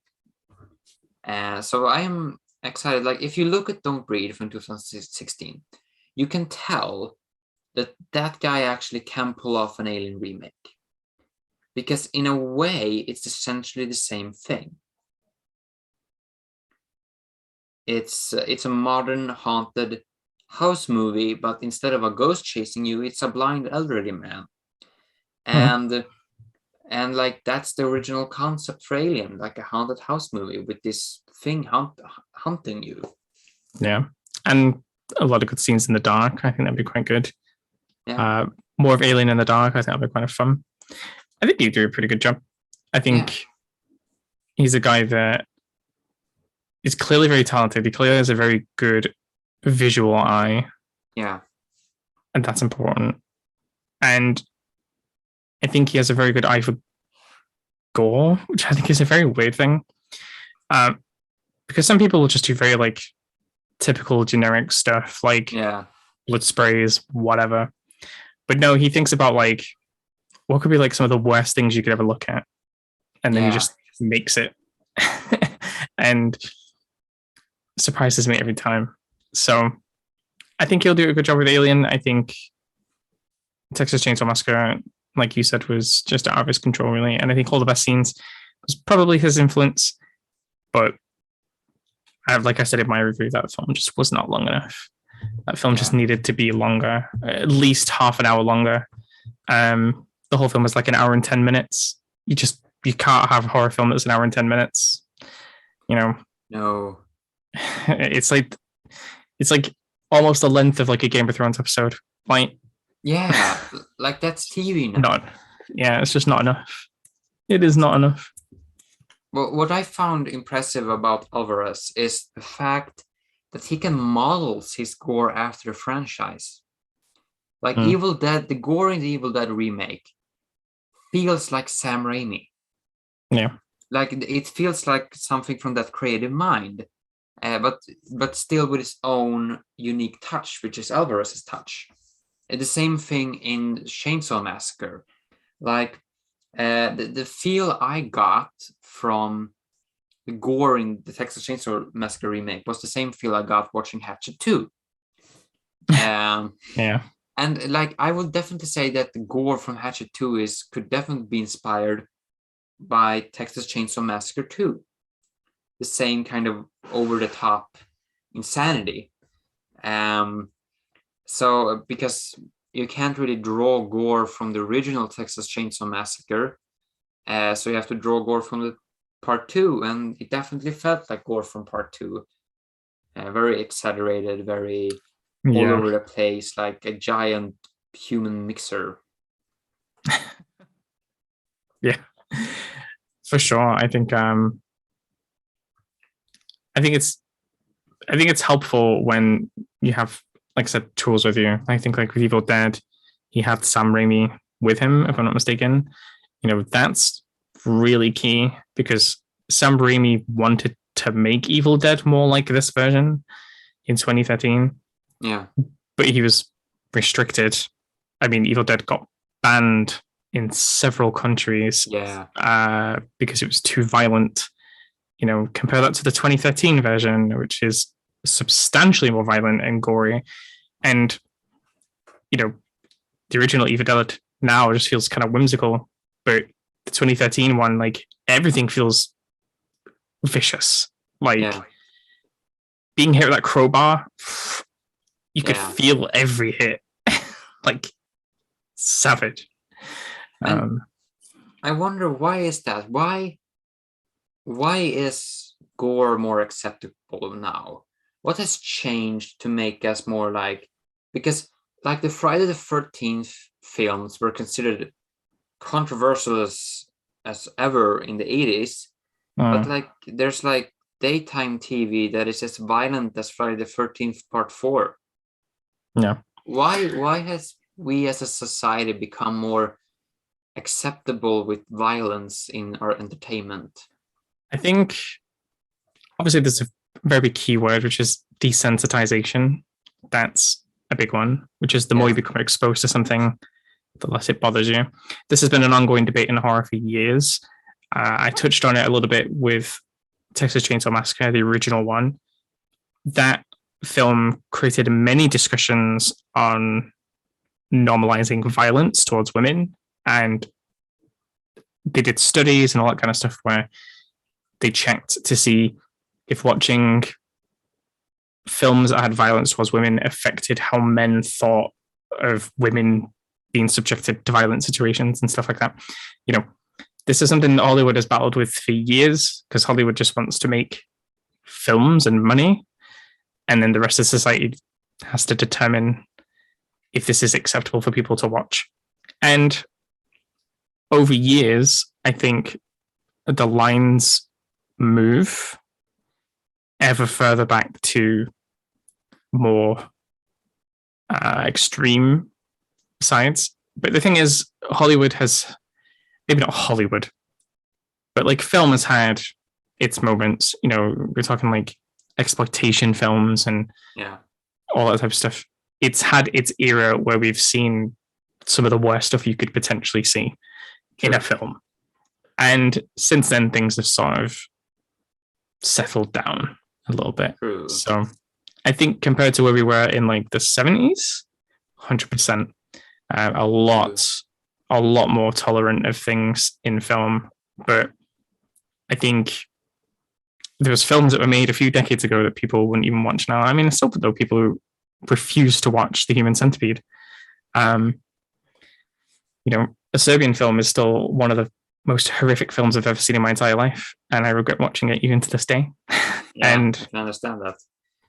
Martyrs absolutely ruined my life for like years. But they'll never make a film like that now, because one, a lot of that stuff came from Europe, and Hollywood is kind of a different beast. And in Europe, they have like local film festivals, things become a bit more experimental. People like try out different things. We are more of weirdo people when it comes to art. Yeah. But also I think internationally law has kind of cracked down a bit more on the line of when something just becomes a snuff film. Like at what point does it stop being entertainment and start being something else? I think we have the balance right at the moment. I think actually a lot of films play it quite tame these days. You don't get a lot of massive gore fests anymore, because the whole era of like Saw and stuff has kind of died off. People just got a bit fed up with it, I think, after a while. It's kind of like I talked about this on I can't remember what film it was. I can't remember if it was when we were talking about Alien, but sometimes like sometimes things can go so extreme it does a 180 and it just becomes really hilarious to look at. Like sometimes things become really silly and over the top that you just start laughing at it. It's very hard balance to strike. So I think a lot of studios tend to keep it a little bit tame, because then the scares are scares and they're not like making rodents laugh. Yeah, and things have settled down, but at the same time we are heading into a slasher renaissance, it feels like, because I can't remember the last time we had a Scream and a Texas Chainsaw Massacre movie coming out in the span of 2 months. Yeah, I think it's a very good point. It's hard to put a finger on like what triggered it. I think part of it is going to be Halloween. Halloween's going to... Yeah, definitely. Halloween at the very least will escalate it. I don't know if Halloween is the start of it, but I think if something started this and Halloween has looked and thought, oh, we'll do that as well, then every other film studio is going to think, well, if Halloween can come back and milk another 3 films out of it, we should do this with Friday the 13th or with, you know, whatever. It's hard to say. I think I'm going to check when this came out. I feel like a big potential player in this is Happy Death Day. True. Which came out in 2017, which is a year before Halloween. Obviously, there's going to be a bit of a timing thing there, because they could have started working on Halloween first. But I feel like Happy Death Day really like got people back in that mood, I think, for a lot of slasher. And maybe Halloween thought, yeah, let's do that, you know. But then again, they could have already been making Halloween when this film came out, so it's hard to say. But I think that's definitely one of the aspects, one of the puzzles. Like the thing is, like, we haven't the slasher movies coming out now. It's a jumbled mess of like era and tone, because Chainsaw Massacre, that's its own thing. That's its own hippie thing. Like Halloween, that's its own teenage murder thing. Scream is like its own commentary thing. Like they all are very different they all are creations of their own time period. And now we're just smushing these creations into the same span of 5 years. And Alien too, because Alien is very much a creation of the 70s, like the company, the big anonymous thing that tramples the little guy, very 70s. And that's another thing that's going to be interesting if they do a remake in today's climate of how big corporations are viewed. How would that remake tackle that issue if it decides to? It's a very good point. It's kind of interesting, really, because I think if they ever did like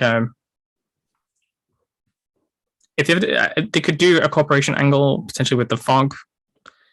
If they ever did a remake, true, they could do some exploitation of workers. Maybe a ship got like whatever, at sea.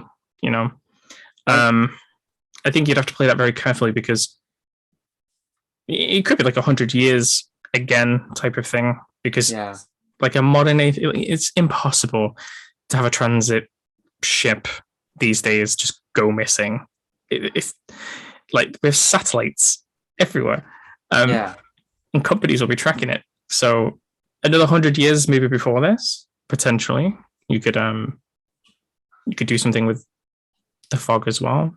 But true, maybe there's a lot of things. Fog disturbs the satellite link.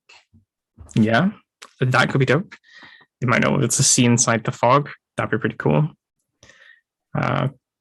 Because there's a lot of things we can do these days, but I think it just needs to be given to someone who has a good idea and can modernize things, and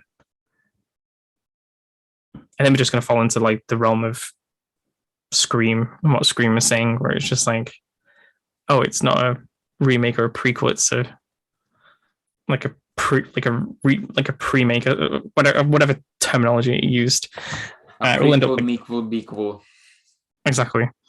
So maybe we'll have a remake of The Fog, but we'll bring back Jamie Lee Curtis. And John Carpenter is coming back to produce, starring Jamie Lee Curtis. She's 150 years old at this point, but we're still going to hunt Michael Myers. Imagine. He's a cyborg now. Like he breaks into Amazon warehouse and steal like cyborg parts to keep him alive at 120 years old. It's almost a surprise that they haven't done that already, because like true. We will get to that point. It's just not too old. He's still in the 60s, but it's like it's still kind of like everything. You can be fit and still very active at 67 years old. So you have to wait a couple decades. But it's the thing of these movies have very much a message of their time. So when it comes to the slasher movies, because the big slasher movies, they have that. And so when remaking them, a lot of filmmakers feel that they need to take that message into the modern era. And I think it's a good thing, because it will lose its soul otherwise. And that is why I find remakes very fascinating, because how do you translate this movie's voice after 40 years, after 50 years? Yeah, I think they got better at it recently. I think the last sort of wave of remakes in like the 2010s, a lot of them were like almost direct remakes, but they would just modernize it, and people would be like, well, why are you even making these films? There's no point. And these days they tend to do remakes, but they tend to add a more of a modern spin on things. And some things work, some things don't work. For example, Black Christmas, one of the worst films I've ever seen in my entire life. the most recent version anyway, the Netflix one. Yeah, I know. The reason is why is because of the social commentary that adds to the film, and it takes everything away from what the original film was, and it just becomes something completely different. But compare that to like something else these days. Trying to think of like a good modern example. Could I apply this to Child's Play? Potentially, the film talking about integrated technologies and like everything being linked. Some good social commentary there. There was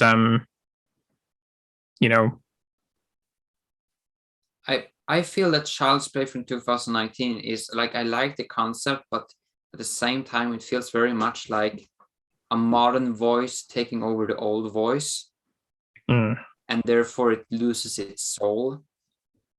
Yeah, like I like that idea of an AI Chucky. It's just that the problem is that it's an AI Chucky. It's like making a Conjuring movie and all of a sudden the demon is a cyborg. True. It's yeah. I think it kind of, I mean, Child's Play is like a completely big kettle of fish in itself, but part of it is not his fault, but like Mark Hamill talking like a child, I just kind of felt was kind of uncomfortable for most of the film, because I kind of felt like the reason why Chucky works with Charles is because it's an adult in a doll. It's not an adult trying to be a child talking to children. It kind of gets into this weird gray area of like, is this right? Like, is this normal? Should we have like, should this be the right direction we go in? And I think if they would have just made Chucky more robotic sounding and less Mark Hamill, that could work.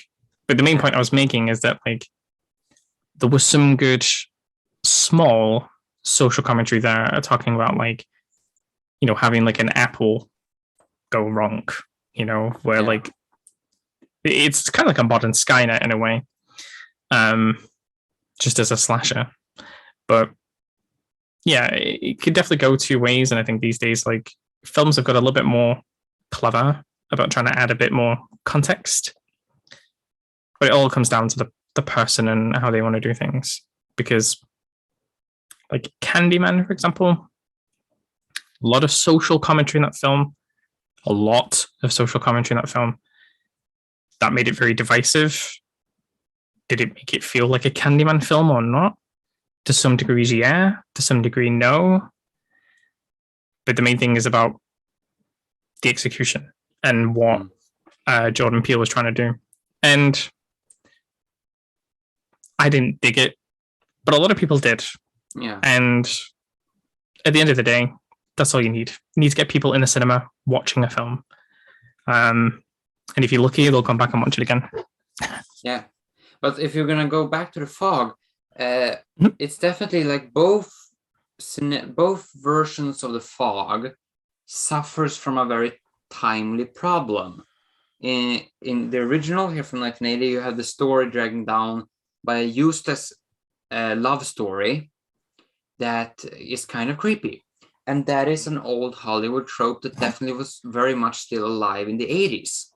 So there you have what was a common thing in the day, dragging a story down.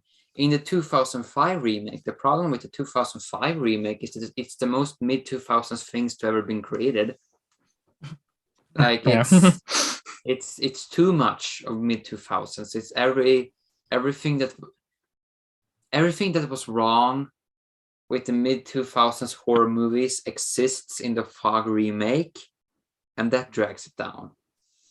Yeah, so the remake also just didn't have a very good cast. No. A lot of the people in that film were famous of being in TV, and having a TV cast take on like a massive film as a remake is not good. And it's not that they can't do it justice. It's just they didn't. You know what I mean? I think I think wasn't one of the guys who played Superman in Smallville.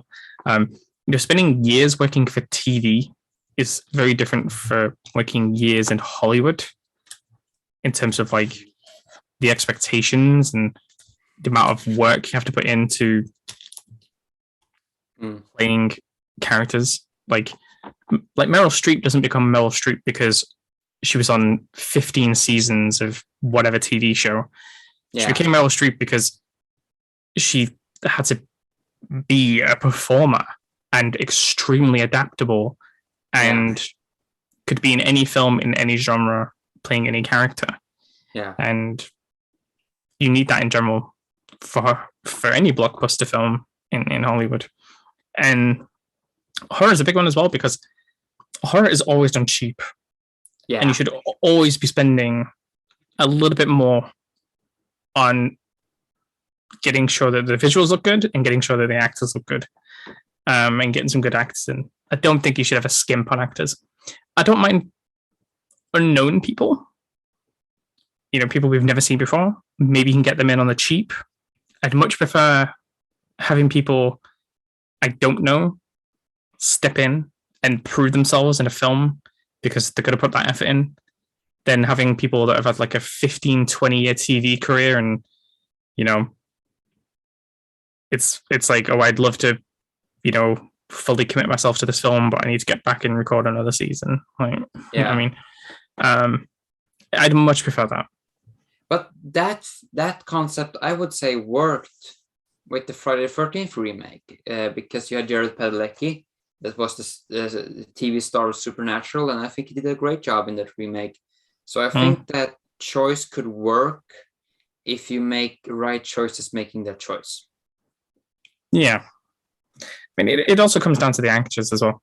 I think it is a 50-50 thing because sometimes sometimes actors get dealt a bad hand and they have to carry a script pretty much. Yeah. But sometimes also some actors get given an incredible script, but they don't give you anything from it. You know what I mean? So there's a bit of blame on both sides, and you got to make sure you get that balance right for me. And, it's not often that I look and say, this actor specifically is an issue in this film. But in a few films, I have done that, and The Fog is one of them. And Halloween is the other. Because Nancy Loomis, man, I just can't. It got better when she died in Halloween, pretty much, and she was out of the way.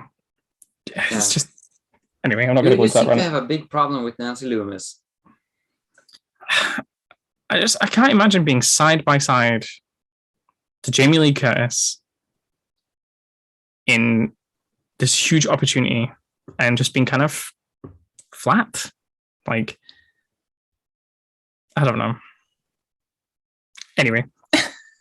Yeah, but then again, I like a lot of the cast in the original Halloween is kind of flat. Yeah, they are. It's, like one thing that approved with Carpenter's craft in The Fog is the fact that he manages to flesh out the performances more, and he manages to flesh out the characters more through the performances. So, I mean, if you look from Halloween to The Fog to The Thing, I think you can clearly see the growth of a filmmaker in a lot of ways, I think, because I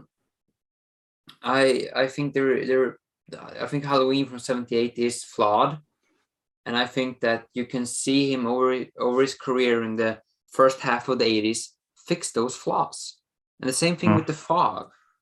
You can see him fix the flaws in The Fog later on in his career. And that is why I think Carpenter's career in the first half of the 80s and the late 70s are very interesting, because it definitely feels like following the development of an up-and-coming filmmaker. Yeah, I can totally see that. I think everyone needs time to grow and to get better, and obviously, you can only do that by getting involved with films and doing them and making it happen. And it's good that he did make a lot of those changes and he did adapt. And then we got films like The Thing and, you know, to some degree, like the later Halloween. I mean, Halloween H2O was okay, but Halloween 2018 was solid. And you know, he was all over that, especially for the music. And I didn't mind Halloween Kills either. So he's definitely come a long way, and it just comes from experience. And it's good that he's had that experience. Yeah, and it's and it's definitely experience builds a filmmaker, definitely. And in Carpenter's case, first it built him and then it leveled him, because then you get the fall of his career in the late 90s, early 2000s, and now you have this man that all he cares about are checks and music. Like the music he clearly cares about. And I really like that. But like filmmaking doesn't give two shits about filmmaking anymore. Some people like that. Some people, I'm not saying that he is one of them, but some people tend to create a career that gives them like a stepping stone into something that they really want to do.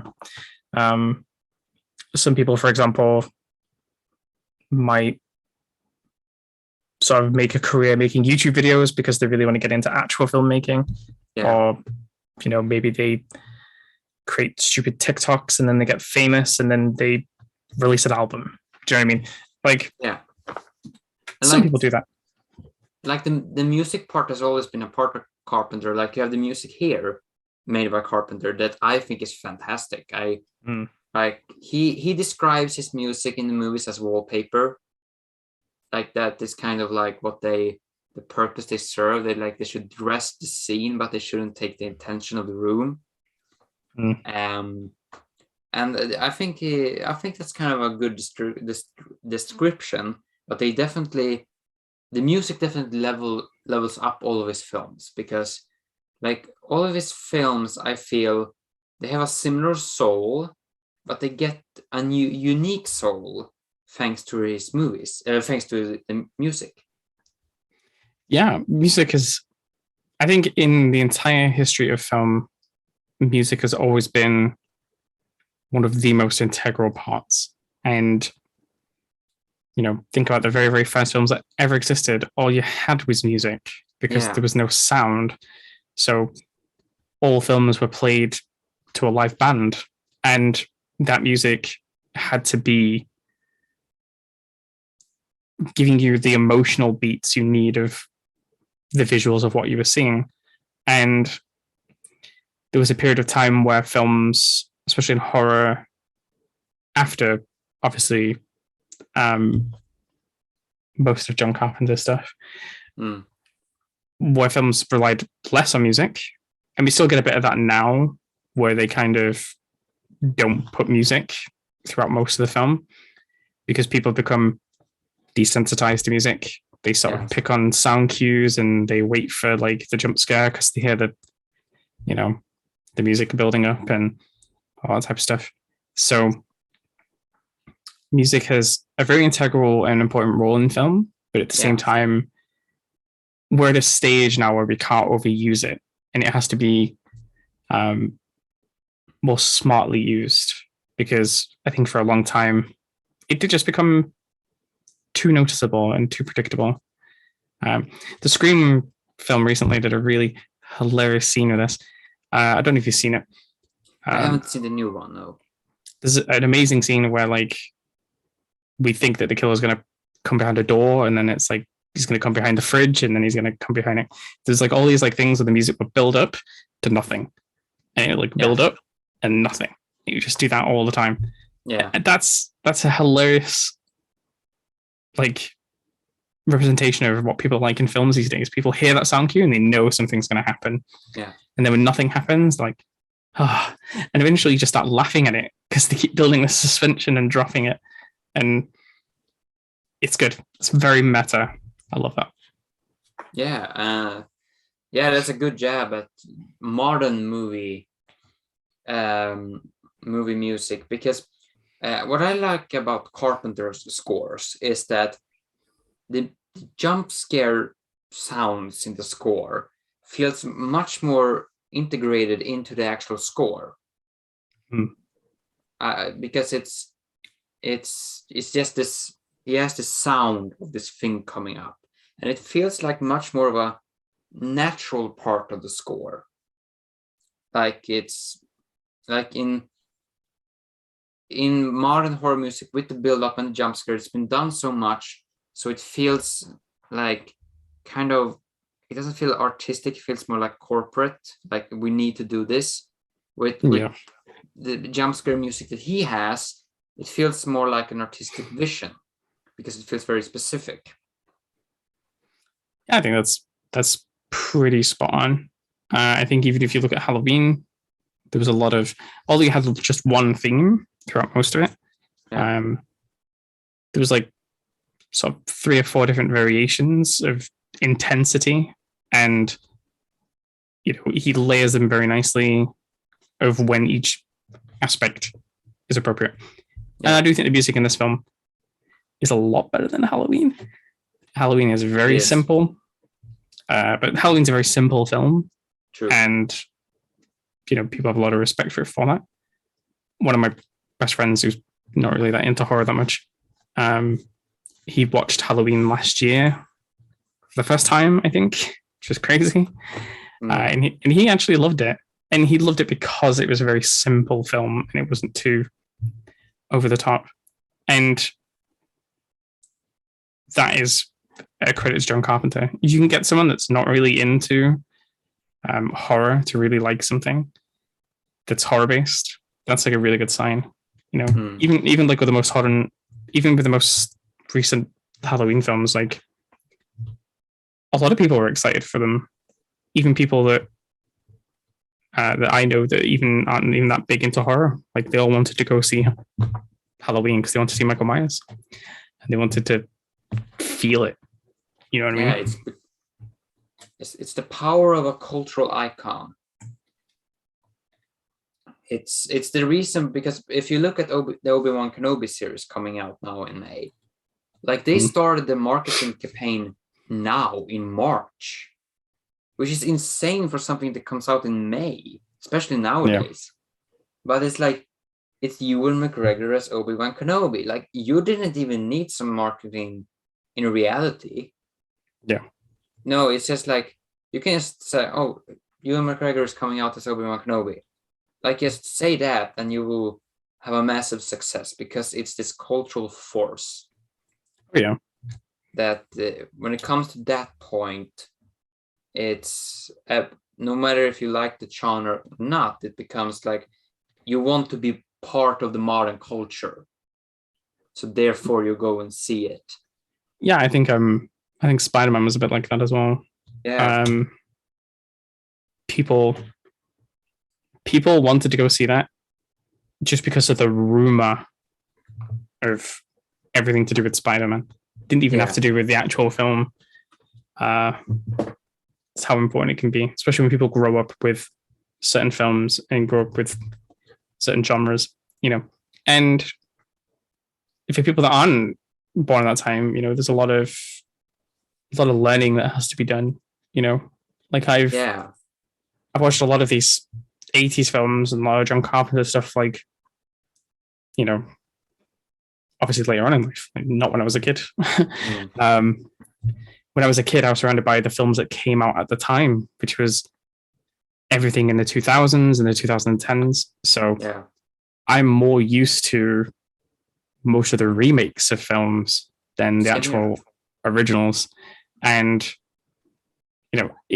I can't believe how long it took me to first ever watch Texas Chainsaw Massacre, like the original film, because I just never really saw the point. It was like, oh yeah, I've seen like Texas Chainsaw Origins and like all of like all the random stuff. I was like, I don't need to go watch that stuff.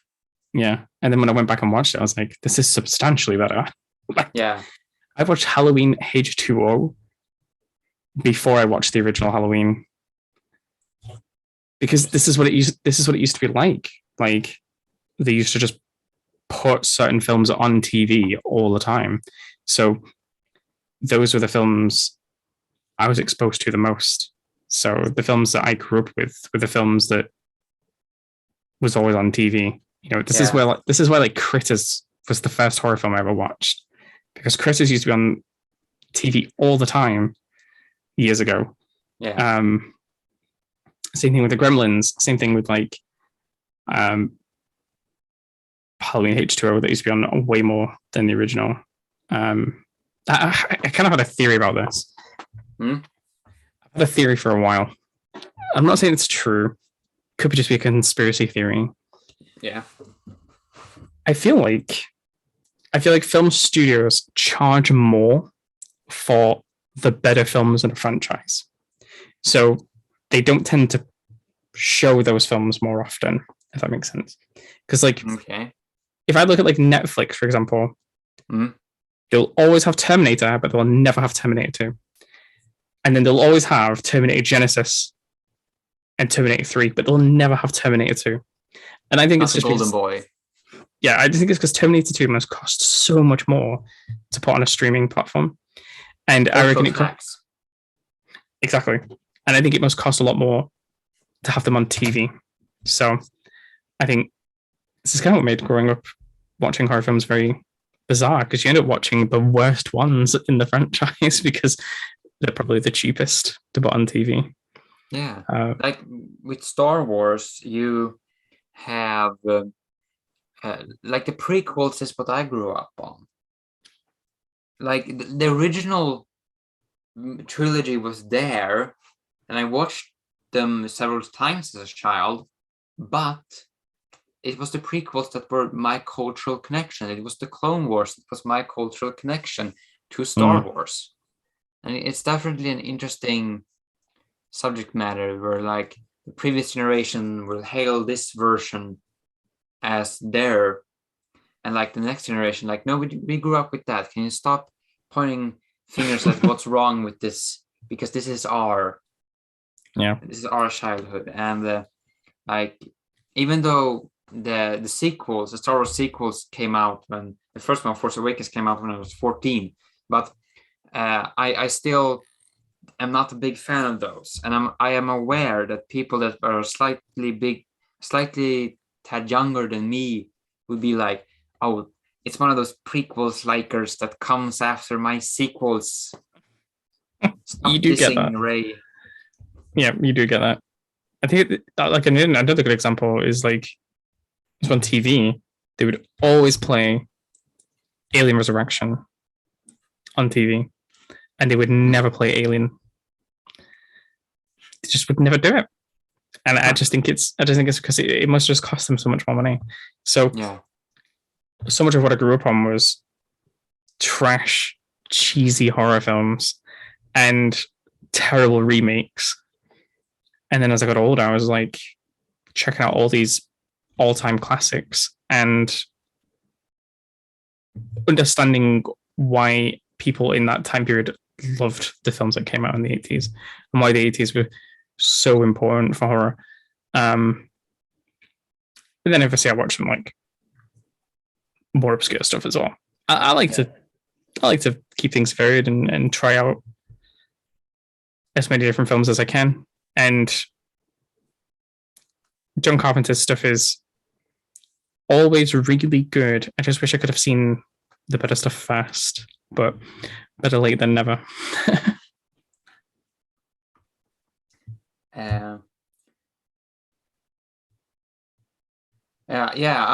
I would say I think we should wrap it up by now, so it's not because it's going up to YouTube too, and my technical manager notified me it can't be 4 hours long and continue forever. So we need to wrap it out. Like, what's your overall thoughts on The Fog? I think The Fog highlights all the really amazing things that John Carpenter can do, but obviously it had some things for me that just didn't work. And I went into a lot of depth about that. Obviously, I think for me, it's not just about the wrapping paper it comes in, but also what's inside the wrapping paper. And I feel like we got really nice John Carpenter wrapping paper. Yeah. With an all right present inside. Yeah, I would agree. Like it has its problems, and it even had some problems I didn't think about until this discussion, because I focus on more like the mystery and like the symbolism of the story instead of the logistics of the story, because I like to get carried away with the artsy-fartsy stuff. But yeah, I really like it. It shows what John Carpenter is capable of. It also shows that he needed to improve as a filmmaker at this point, but it definitely showed that he's a capable filmmaker and that he can produce a really good movie and a really good atmospheric story. And good tension as well. This has really good tension. So Absolutely. overall, I really like this movie, and I would definitely recommend it. It's going with it knowing like it has some logistic problems, but like if you focus on atmosphere and the symbolism of the story, like you will still notice the problems, especially Tom Atkins problems, but like if you focus on the right thing, you will definitely enjoy The Fog. I agree. Yeah. It's not a bad thing. It's not a bad film, and I'd never say to anyone you shouldn't watch it because of X, Y, and Z reasons. Yeah. You should watch anything that you want to watch and that you think looks interesting. Yeah. And most people won't approach the film in the same way that I do. Yeah. I'm being overly critical because that's what I do on the podcast. Yeah. And also because I feel like Hollywood has done a long enough crime against humanity of just churning out shit. And I like to be a bit more critical about things that it pulls out and determining like what's good or not. Because otherwise, if you have no standards, they will give you something with no standards, Yeah, that's very true. Yeah, we have to wrap it up now. So thank you very much for coming on, and I enjoyed this chat. It was very educational and gave me a new perspective on the movie I didn't have before.